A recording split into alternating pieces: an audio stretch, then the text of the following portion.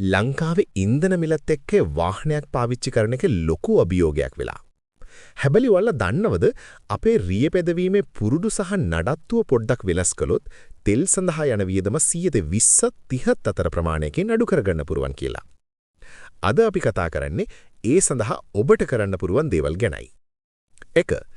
ධාවනයේට පෙර සූදානම. ටයර් පීඩනය.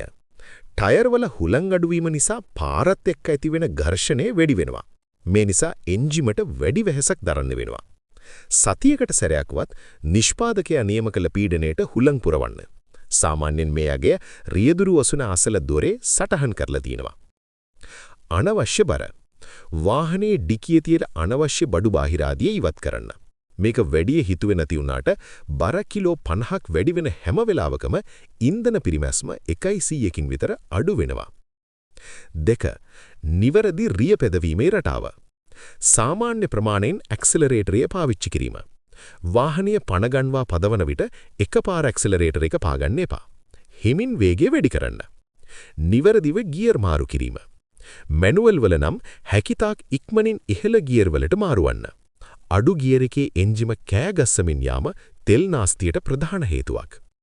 ඔටෝ වල නම් වාහනේ RPM එක 2000-2500 සීමාවේ පවත්වා ගැනීමට උත්සාහ කරන්න. 3 වෙනි එක ෆුවෙල් කට් ඔෆ් තාක්ෂණය. ඩීසෙලරේෂන් ෆුවෙල් කට් ඔෆ්. මේ නවීන වාහන බොහෝමයක ඇති බොහෝ දෙනෙක් නොදන්නා විශේෂත්වයකි. එය ක්‍රියා කරන්නේ ඔබ වේගයෙන් ගොස් ඇක්සලරේටර් එකෙන් කකුල සම්පූර්ණයෙන්ම ඉවතට ගත් විටයි. රෝද කරකෙන වේගයෙන් එන්ජිම ක්‍රියාත්මක වීමට ඉඩ සලසා එන්ජිමට ලැබෙන ඉන්ධන සැපයුම පරිගණකයේ මගින් සම්පූර්ණයෙන්ම පහේ නවත්තා දමනවා. මේක කරන්න පුළුවන් කෙලින් පාරවල් වල විතරක්ම නෙවෙයි. භාවිතය ඉස්සරහ තියෙන ට්‍රැෆික් ලයිට් එකක් රතු වෙලා නම් අවසන් මොහොත වෙනකම් ඇක්සලරේටර් එක පාගාගෙන ගොස් බ්‍රේක් ගසනවා වෙනුවට මීටර් කිහිපයකට කලින් ඇක්සලරේටර් එකෙන් කකුල ගන්න. එවිට වාහනය තෙල් බිඳුවක්වත් වැය නොකර නොමිලේ ඉදිරියට ගමන් කරයි. අන්තිම එක තමයි ගොඩක් වැදගත්. ඒ තමයි AC භාවිතය.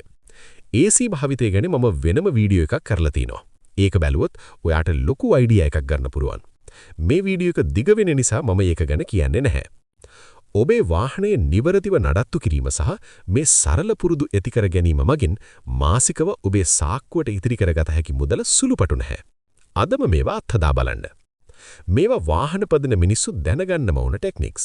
ජය වේවා. මතක තියාගන්න, discipline is the key මචං.